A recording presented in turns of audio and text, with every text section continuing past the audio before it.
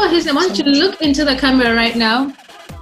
I can't say his name. So, hey, listen, Mr. So-and-so, I made it, okay? God damn, I'm hardly, and now I'm a nurse, activist. I'm out here doing the good thing. Listen, Mr. Campbell, here's to you, What you meant for harm is what like God turned into my good. So here's to you, Mr. Campbell.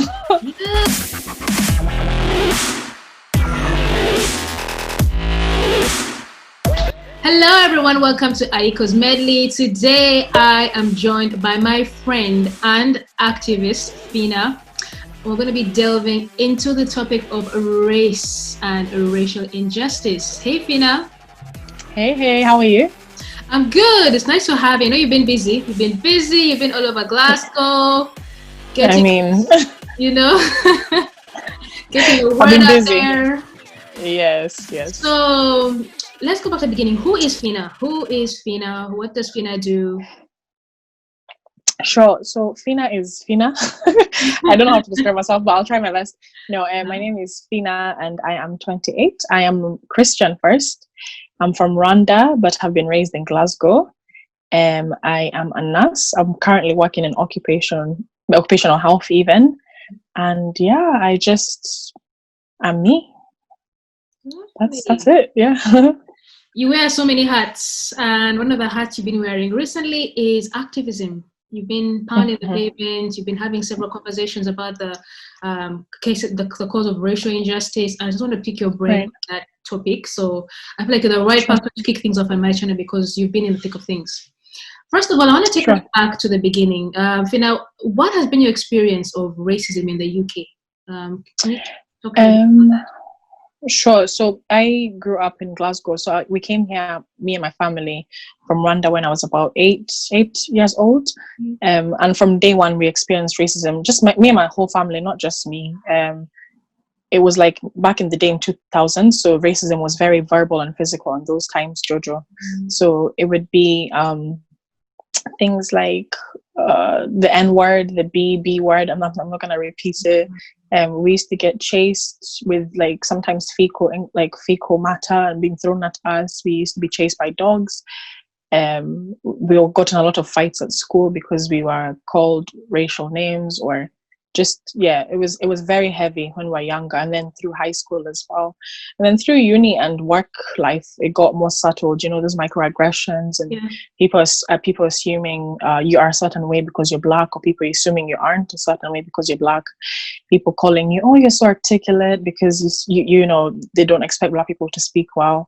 Or for me in the healthcare setting, like people clients or patients not wanting to engage with me and speak to me, and instead speaking to my white colleague because obviously I'm black, regardless of the fact that I'm the same qualified, have the same credentials.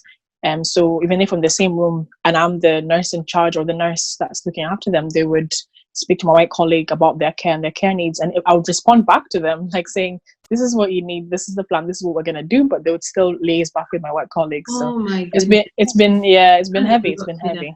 2020, we're talking 2020, this is happening. So it's more, this was a couple of years ago, the incident I'm speaking about, but more recently it's, security guards following you around the shop without just cause. It's the uncomfortable silences, when you're in a workspace and you're the only black person and that kind of thing.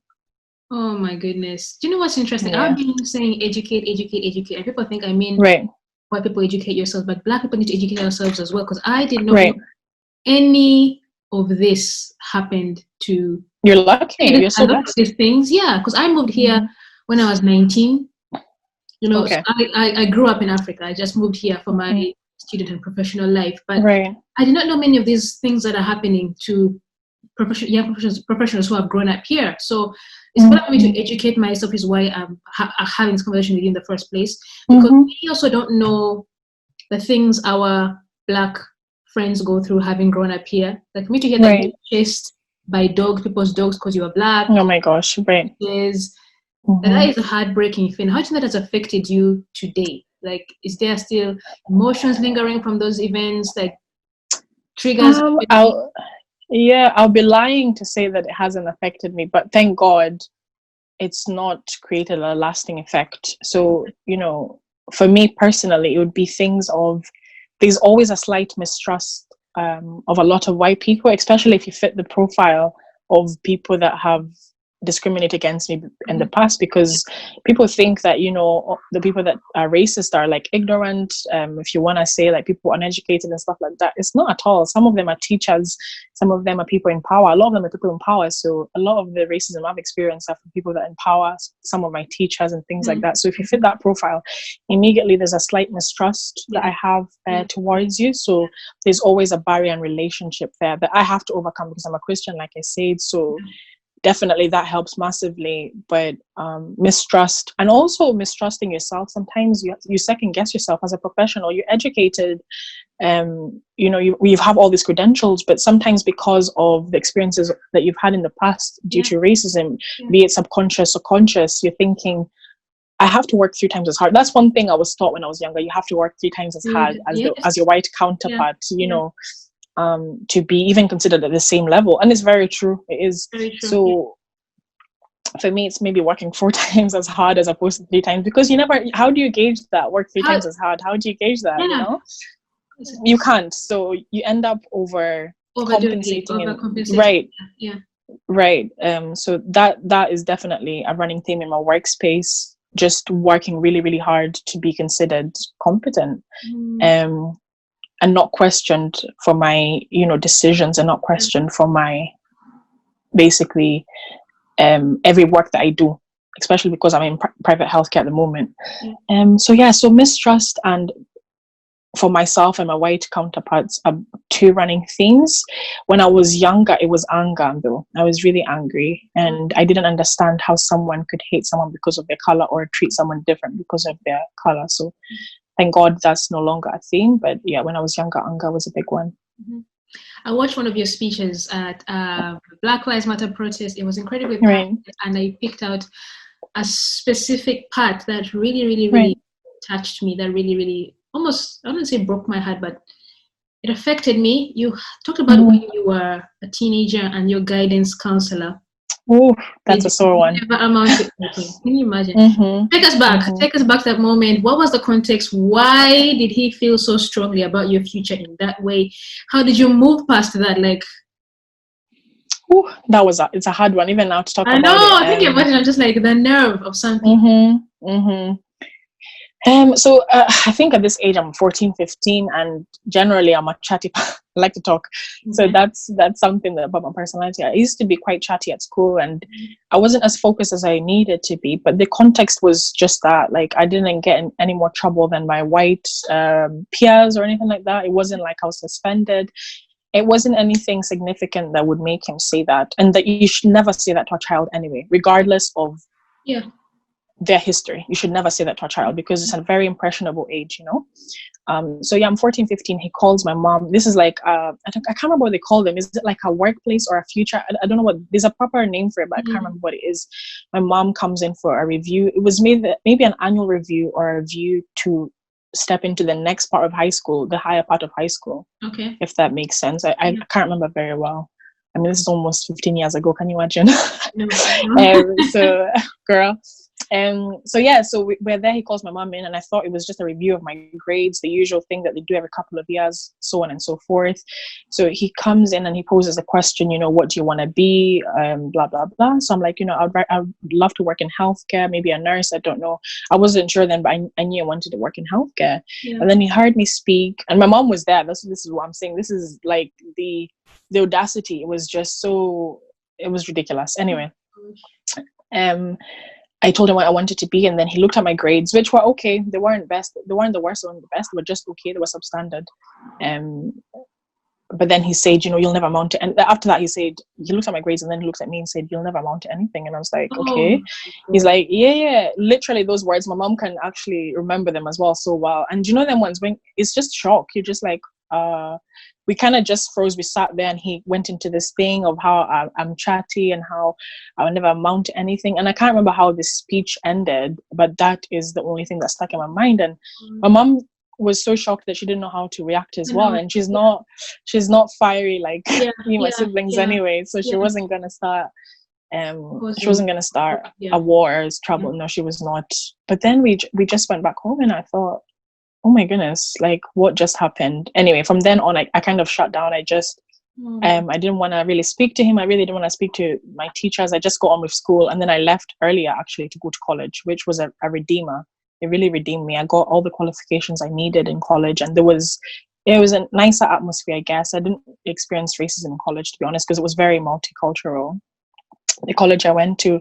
But how did it affect me? I mean, I think part of it was that working 4 times as hard, not even 3 times as hard. So they don't want to speak much, so you have to. Right. So I was very focused on achieving high. Like I was so blessed that I had a mom that believed in me, and then also I got saved as well. So definitely God had a massive, if not the biggest part to play in my journey. But I was able to take his words and work against them, not for them to work against me. You know, and it was a blessing. It was a blessing because it could have gone either way. I know people that have gone the other way. So I mean, words are powerful. So what was his name? I want you to look into the camera right now. I can't say his name. Hey, listen, Mr. So-and-so, I made it, okay? God damn, my mom had me, and now I'm a nurse, activist. I'm out here doing the good thing. Listen, Mr. Campbell, here's to you, you know? What you meant for harm is what like God turned into my good. So here's to you, Mr. Campbell. Yes, honestly, like God, that can really do something to someone's identity. Yeah, for sure. And for sure, it makes you question your intelligence highly. But thank God we overcame. Yeah. So fast forward to your latest activism. Okay. So I still remember getting that message, something like 8 or 9 in the night, saying we're having a protest tomorrow. Glasgow, come through, and I'm like, hey, this is serious, eh? But honestly, I'm just so proud of you, and I thought this is something has triggered this. It's hit a nerve in you, or maybe all in America, but this is real for people here in UK as well. 100%. Yeah. So let's go back to that first organization. How did it come together? You know, how did you think I need to go and speak my mind with the Glasgow City Centre, George Square? How did you think to organize it so quickly? Take me back to that moment in the very first protest of this season. Right. And I think it was my friend Agatha Caveira, you know, the one, my partner for Baba Yangu Foundation. She was like, we need to do something. Let's do a protest. And I'm like, I am down. She called me. She's like, I'm down. So we phoned everyone that we know. We messaged everyone that we know. And then the next day it happened. I think we did it before thinking about it, to be honest. But for me, at that point, I was tired of being silent about the things that matter. Yeah. I was tired. It felt like keeping quiet hurt more than speaking up. Wow. So as soon as it was actually initially Agatha's idea, as soon as she said that, I'm like, let's go. So we phoned people up, we arranged it the same day. I think I was up till 3 a.m. doing signs, really weak signs. I'm not as artistic as I'd like to be. There's no such thing as a weak sign. It's a sign. Exactly. We're doing signs, and we definitely had, the main focus was a peaceful protest. We didn't want to do anything that took away what we were trying to communicate. So we messaged everyone we knew, and the response was amazing. I think at one point 50-60 people turned up, if more, not more, because we were gathering traction as the protest went on. And then we just went, we bought stuff for people, waters, we bought masks for people to make sure obviously people were safe. And the people that came, it was very, very therapeutic, Jojo, as strange as that sounds, because I don't think we've ever had a protest. This was the first one I've been to anyway in Glasgow, speaking about racism and so on and so forth. And because we are not experiencing such, let's say, significant racism, it could be it's very easy to sweep it under the rug. But racism is racism, and its effects are its effects, you know. So people came out, and there was amazing people speaking about the experiences in school, like I just did, and at work, you know. There were just people sharing their experiences, and that's the majority of the protest. We had our signs. We had our signs, we were speaking, and it lasted about 2-3 hours. There were amazing people that came through that were just so knowledgeable, so insightful. And like I said, it was about peace, but it was also about raising awareness of racism, not only individual, but systemic and institutional. And it was also about what's next as well. What can we do that this conversation doesn't die down? Excuse me. So yeah, that's how it came about. That's beautiful. Now, that was the video about the power of one. You and your friend Agatha decided, we have the power to speak out, and you sparked a protest that gathered all this traction. 50, 60 people came out and said, this has happened to me. This is real in Glasgow. The next weekend, we saw an even bigger protest, even more. Next weekend, wasn't it? The next weekend after yours, right? Yeah, it was exactly a week after. Yeah. Mm-hmm. So an even bigger crowd came out. More people from all over Glasgow came out. I had even more speeches, more heartbreaking things. Someone talked about how we were beaten up, black and blue. Talked about very many different things. But the fact that your protest then sparked on an even bigger protest that even became more of a conversation, trended on Twitter, photos all over social media. Tell me about the power of speaking up. Tell me, yes, we know that speaking up is therapeutic, but what can I do for the next? It's therapeutic for you, but what can you do for the next person who could be going through this thing? Why is it important for us to come together and share experiences in that way, in a peaceful way? I think for me, one thing is what's hidden can't be healed. What is kept in the dark has to be brought into the light. And racism and racist undertones are never spoken about in schools, in churches, whatever institution you want to say. We just don't speak about racism. Maybe it's this British society where, they don't like to speak about difficult conversations, but it's also ignorance and it's also apathy. So for me, it's, definitely what is not brought into the light cannot be addressed, and what is hidden can't be healed. So it was definitely giving a voice to the voiceless, like speaking for the 15-year-old me that didn't know how to say to Mr. Campbell, like, you've heard, like, this is wrong. You cannot discount me because of how I look. You cannot discount me for the color of my skin. You cannot discount me for my African background. You just can't. You have to look at my potential like the way you look at all my white counterparts, because that's the thing. My white counterparts are looked at for their potential, but with me, I'm looked up for every negative notion or every negative bias that's thought of about Black people. So that's really it for me. Speaking for it, the girl, the boy, who's Black, that has no voice or doesn't know how to express themselves. Wow. And then obviously since then, things to do with protests have become a big conversation. Protests, violent protests, getting political. It's being, infiltrated by this agenda and the agenda. Tell me about how you people think about the Glasgow protests that you've been a part of. Do you know if there have been any infiltration by organizers to say, here's money to do this? Like, has there been any form of insidious contributions or agendas? What have you witnessed?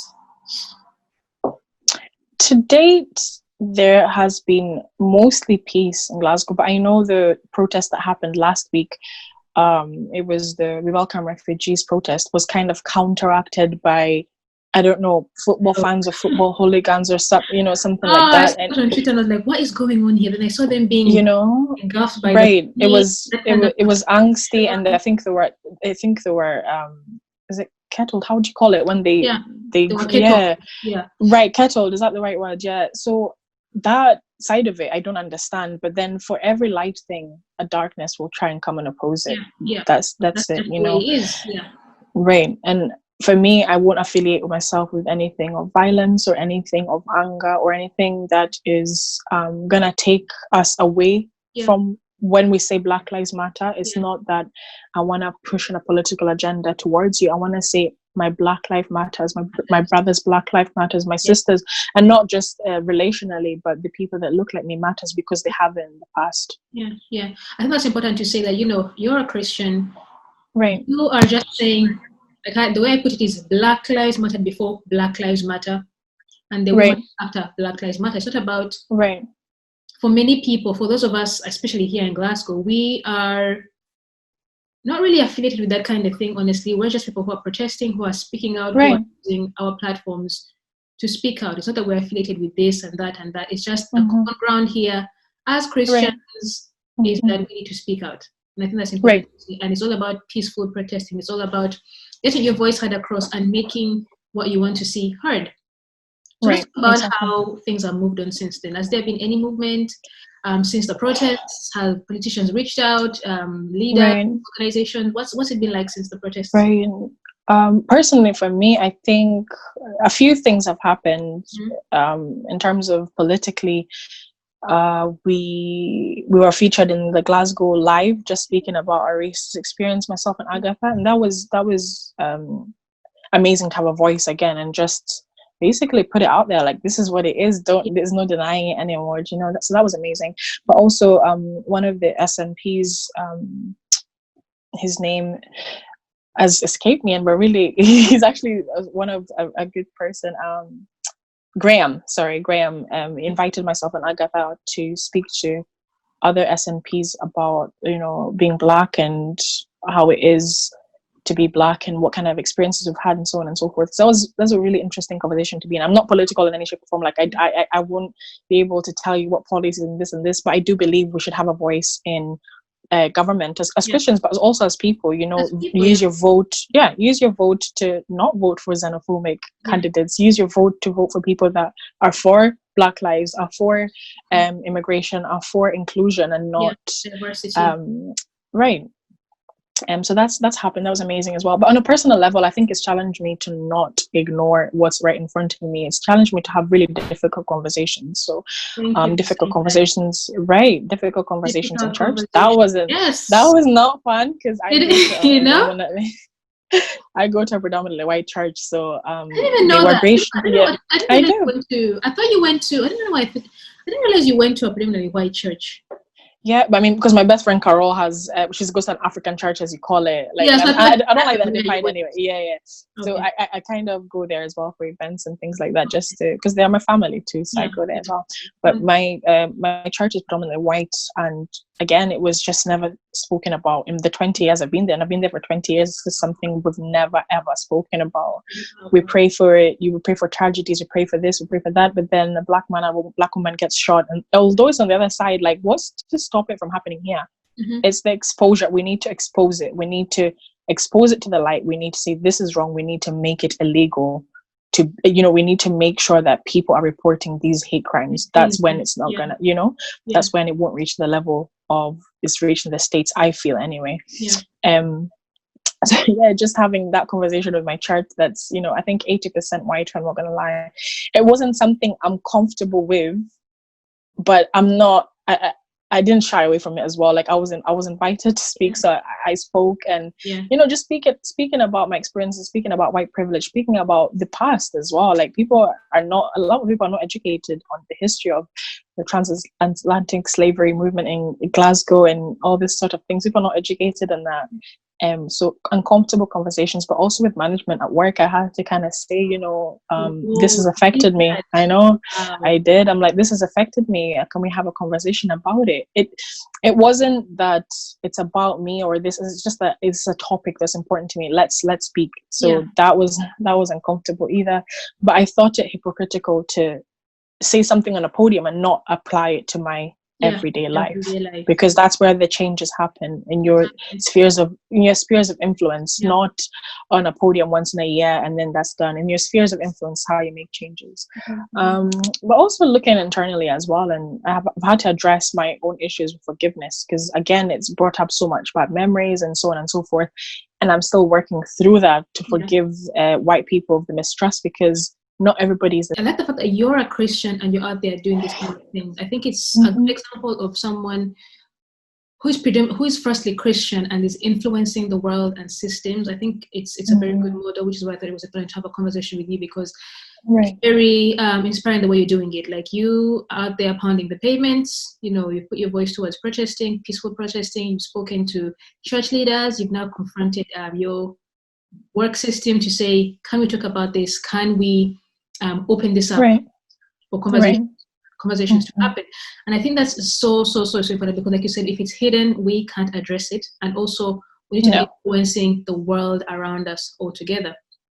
Right. The reason why I think the church, we need to remember ourselves as individuals. We shouldn't think of the church only just as pastors and the preachers on the podium. Why I like what you're doing is because as a Christian, you're doing these things as a Christian, you're doing these things as a church, and you're doing these things while using your tools, forgiveness. Right. Keep on speaking. Because it's interesting. The other day, one of my cousins phoned me and she said, I just need to speak to someone. It was something like 11 in the night. She was like, black thing, I just to speak to someone black to tell them my frustration. And then she just went about how absolutely even seeing her whose boy was getting on her last nerve. She was saying, I was in the garden putting my kids' water into the tub, and my neighbor kept looking at me, and it just made me angry because all this is happening. Right. What is she thinking of me? It's an emotional thing as well, and without 100%. the love and the gospel of Christ, I don't know how other people out there doing it, honestly. I don't know how.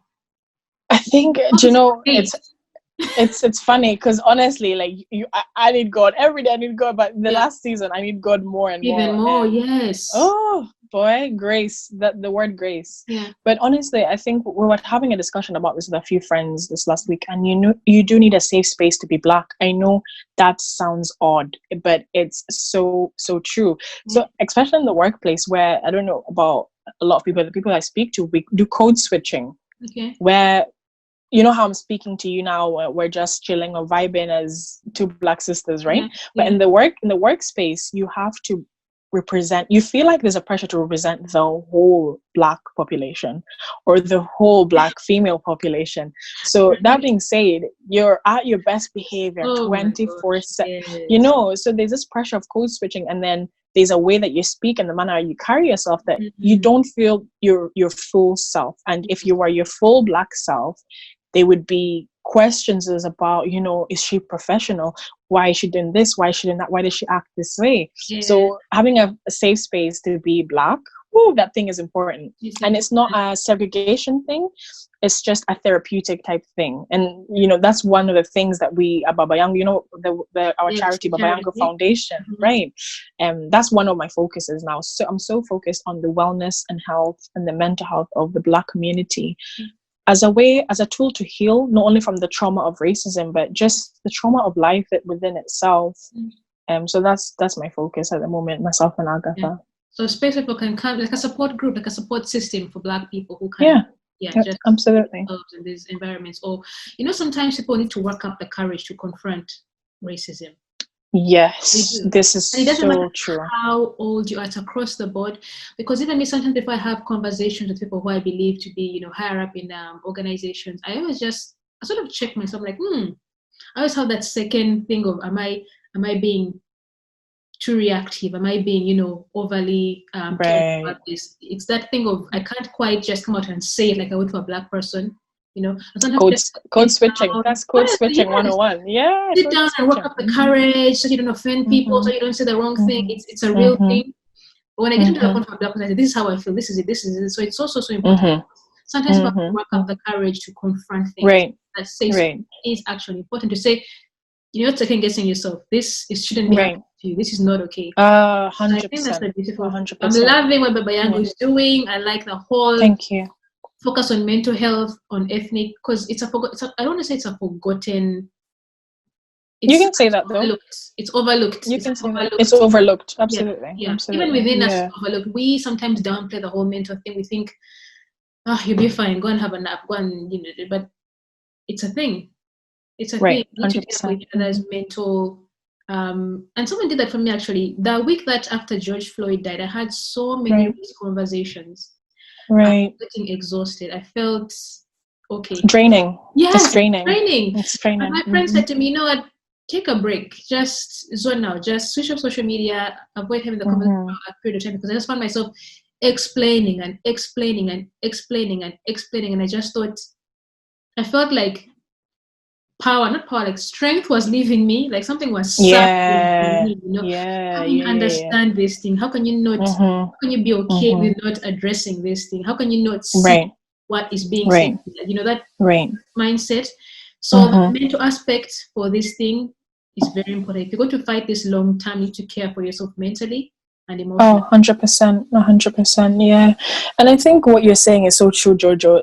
It's forgotten about, you know, it's not focused on mental health in the Black community because culturally we're taught to be strong. That's our culture. It's ingrained in us. Be strong, pray about it, forget about it, keep going. And that's okay. You have to have a form of resilience to yourself. But then what happens when a trauma happens? What happens when stress happens? What happens when something, you know, grief happens? And then what? When the be strong isn't enough, you know, you have to come to a space where, I guess for Baba Yangu Foundation, we want to raise awareness. We're not trying to label anyone unwell. That is not our goal at all. We just want to raise awareness, like mental health is a broad spectrum. There's mental well-being, there's mental problems, and then there's mental illness. You have to understand how that all interplays with life, and life as a Black woman or life as a Black man, because our statistics are shocking. You know, we're more likely to be sectioned than our white counterparts. I think it's 3 times. We're more likely not to seek help for mental health issues. You know, just it's poor. We don't even have enough research to explain why these things are happen. You know, it's not an area of focus. So Baba Yangu Foundation wants to create a support network, but also a signposting network where, although I'm qualified as a nurse and I have some mental health experience, we also have some mental health specialists that are working with us, and we hope to do so much more in the future as well. So yeah, come and speak to us if you ever need support, if you ever need a chat, if you ever need a safe space to be Black, like we're laughing at, but it's very true. Yeah, come and talk to us. It's very true. That's beautiful, Phina, because it's just the power of one. It's the power of you standing up and saying, "This is something I can tackle on a mental, on a mental level, on a work level, on a relational level." I think that's beautiful. It just reminds me that there's strength. Like anyone can make a difference. Anyone can make a difference. Anyone can. You just never know what that can do. It can set off, you know, a chain of events that could help move this thing forward. Essentially, right. Absolutely. And one of the things I say, like the injustices that leave you sleepless at night, they're up to you to tackle. The things that when you go to bed and you're like, oh my gosh, this is so heavy in my heart, God, how is this not changing? It's probably God waiting for you to be a part of that change. That's for me, that was true anyway. And I tried to ignore it for the longest time. I'm like, God, you know, for me personally, I've had my own issues of mental health in the past. I've had my own issues of racism in the past. I'm like, God, I'm not equipped or strong enough to handle this. I'm just trying to get through the day. Do you know what I mean? Then I think God was like, if not you, then who? Then who? Yeah, then who? Then who? So, you know, sometimes you have to put yourself aside, and not in a self-deprecating way at all, or in a making yourself small. Sometimes you have to speak for those that can't speak for yourself, because you are in a much better place, and because you have experience of what people are going through as well. Yeah. So actually, because there's 14-year-olds who are in Mr. Campbell's office as we speak, Black 14-year-olds. Wow, you know? I mean, you better say that. They are. They are. Absolutely. You know, when I watched, you know, the whole Sheku Bayo thing, the guy who had is really, how is that different from George Floyd? I mean, not so much. I think it's so much. Not so much. I think it was, is it 9 officers? 9 officers, 1 man. They tried to cover it by saying he was under the influence, but the injuries, you know, I think the state of his injuries and the 9-1, Jojo. I mean, it doesn't make sense. And then what it doesn't. Me also was the fact that they were lying from the beginning. Like the police lawyer came out and said, you know, he attacked a petite officer, all these kind of things. It just shows you the depth to which this thing needs to be confronted. Right. And I think, sorry to interrupt you, and I think with racism, it's so much deeper than I hate Black people. Like, okay, fine, that's really bad. But racism, what it does to the Black community, it dehumanizes someone. It dehumanizes a Black person to the point where someone can end your life easier than they can end a white person's life. Someone can hire a white person easier than they can hire life, because the dehumanization, I can't even say that word. The dehumanization of the Black man and the Black woman started centuries ago, way before me and you were even thought about. So it's a running theme, and it's subconscious a lot of the time. You know, black is bad, white is good, you know, Yes. that way. White Jesus, like, yes, do you know, there's so many things that have dehumanized black people that it's very easy for people in power to say their lives don't matter as much, so let's disregard it. You know, that's why it's so important that as we preach the gospel, we do practical things just to practice the difference. I was talking to one of my friends who is an activist in Uganda the other day about how I had an experience in my own family. So I started using this emoji. She's very dark and she has cornrows. I think she looks like me. Okay, so I started using this emoji because I love that. All of the girls wearing cornrows. I have one similar. You know that the emoji you're talking about, right? I have one similar, yeah. So I have one similar emoji to my family chat, and my sisters were like, "Something is not right about this emoji." I'm like, "What do you mean?" They're like, "Something's just not right. It's too dark. It's funny. It's not." But basically, saying it's not nice to look at. This emoji is just different. It's abstract. Interestingly, we are dark people. Wow, I was gonna say, like, so used to seeing yellow emojis or white emojis to the point that now when you see your own emoji made for that, it looks like you, it looks funny, it looks dark, it looks ugly. That emoji looks like me. You're saying to me, right? I'm not funny, I look right. Dark. This emoji looks like me. I have cornrows. I'm dark skinned. The end. My eyes are almond and like, you know. So it's that ingrained. It's about confronting the small things like the emojis. I know it's not small, but representation matters. I keep saying it's not. There you go. It's the small things that you do to absolutely. Yeah, like why do you think black emojis? Why is it that kids only mostly play with Barbie dolls? Why don't kids play with? Because when they grow up, these things matter. You just don't see yourself. The dehumanization is 100%. I'm saying essentially, it's that deep. So I 100%. think as we're Christians, we have to preach the gospel, you know, to help us understand our identity in Christ. But we need to be confronting the day-to-day things that dehumanize us, that tell us we are less than what God made us to be. Absolutely. Which is why I think you're doing a great job of balancing that, because you also have a worship. Tell us about it. You also have a worship. Yes, a little worship page. The handle, I think it's Amahoro Worships. That's the worship page. Yeah. So I love worship. I'm a worshiper in my church anyway, but even in my own personal life, the way I communicate with God, just in song and word, whatever it is, melody. There's something special about putting melody and how you're feeling or what you're going through and just singing out to God. You know, that's what we're created for, to worship Him. So for me, So for me, it's very intimate, it's very special. But I thought, you know, I have some gifting. I'm not a professional. Please, disclaimer, I'm not professional at all.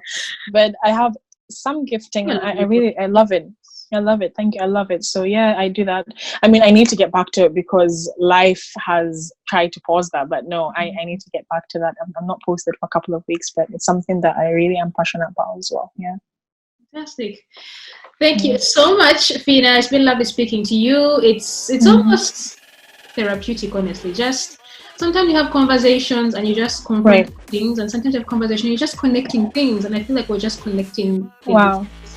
That's great. And I'm so proud of you, everything you're doing, using your voice to worship God, to speak up about injustices.